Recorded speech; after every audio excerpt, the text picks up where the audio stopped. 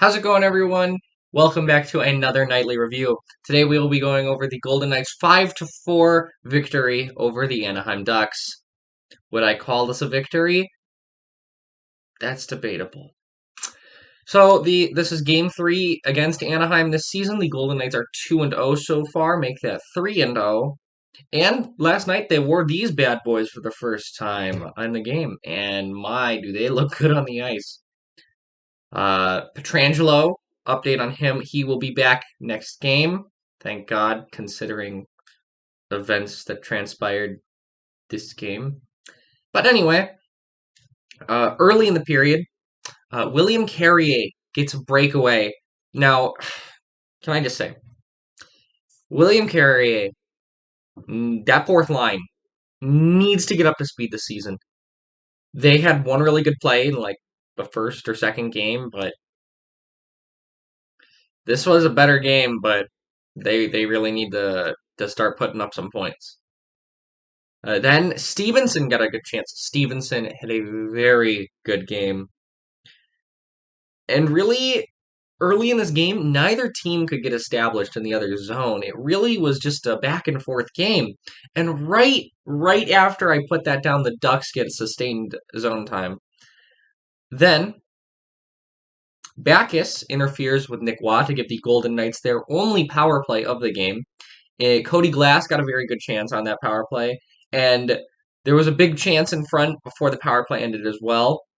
But just after that power play ends, it's Chandler Stevenson from Mark Stone and Dylan Coghlan for his first ever career point. That puck just slipped right through Miller. Coghlan's first NHL point was on that goal, and Mark Stone's 400th career point. So Mark Stone had a decent game. Dylan Coghlan looked pretty good. He got a couple scoring chances up there. And Chandler Stevenson, again, had a very good game. Then the Ducks hit a post. Fleury stopped Steele. Fleury stopped Steele. And he got a throwing stick penalty.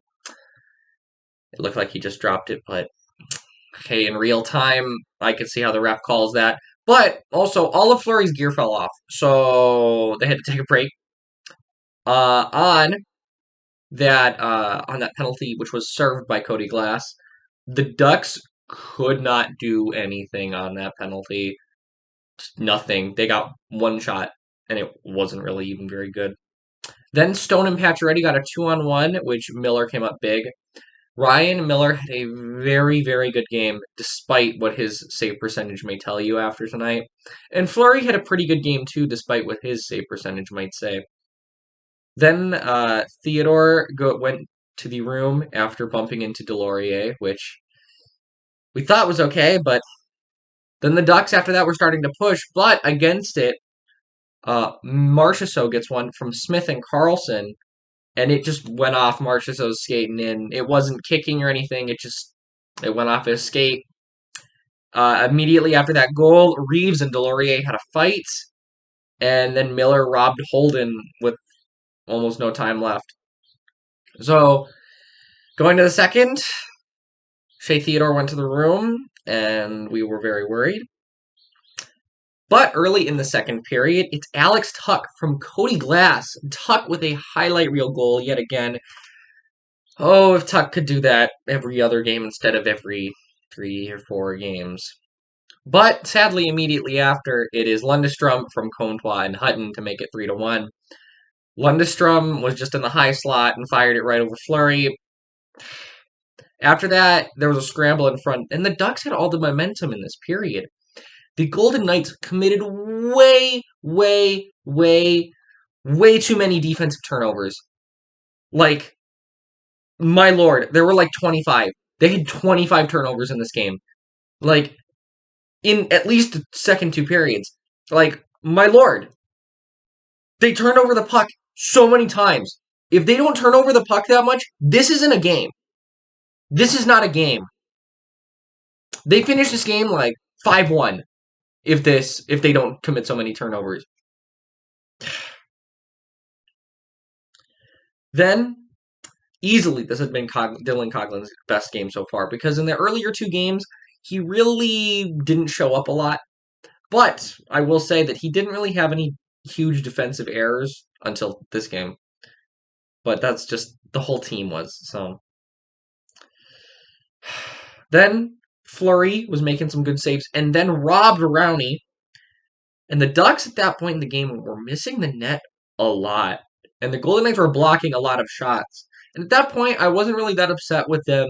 While it was in their zone the whole time, they weren't really getting a lot of shots on Fleury. And the Ducks, to their credit, they were the reason that there were so many turnovers. Their forecheck was very, very good. But the Golden Knights should not be committing so many turnovers against a team that sucks. Then Carrier got another breakaway and missed the net. William Carrier needs to start putting in something. Reeves needs to start putting in something. Nosek needs to start putting in something, but Nosek may not get that chance, at least for a while. The Golden Knights could not break out of their zone, and finally, when they do, Theodore gets it over to Glass. Glass with a great break-in. Gets it right back to Nick Waugh, and Nick Waugh snipes it past Ryan Miller to make it 4-1. And that is Shea Theodore's 100th point. And that takes us to the end of the second period. Shots in the first period, which I forgot to mention, were 10-6 for the Golden Knights. And shots in the second were tied 9-9. So overall, at this point in the game, we're pretty confident. But then the third period happened, at least the first 10 minutes of it, and I got Alzheimer's. So let's go, shall we? The Golden Knights needed to eliminate turnovers in this period, and they did not. They didn't. The turnovers were killer in this period. And Karlsson got a good chance, but then after that they announced that not only was Theodore no longer on the bench, but neither was Nosek. So the Golden Knights are now playing with 11 forwards and 5 defensemen. Not a recipe. Like, they gave Glass time between Reeves and Carrier. They gave Stevenson time with Reeves and Carrier, which actually turned out to be a pretty good idea. Fleury robbed Shattenkirk, but the Golden Knights just couldn't corral the puck on the rebound, and Troy Terry gets it from Shattenkirk and Lindholm to make it 4-2. And immediately after that goal, Smith hits a crossbar. But you want to know what happens right after Smith hits the crossbar? Adam Henrique from Troy Terry, off of another bad turnover. And you want to know how the Golden Knights respond to a 4-3, to the Ducks getting within one? You want to know what they do? Nick Waugh high sticks Ryan Getzlaf to take a penalty. And you want to know with what happens on that penalty? Take a guess. Ryan Getzlaf puts it in from Brickell and Shattenkirk to make it 4-4 with 2 seconds left in the penalty.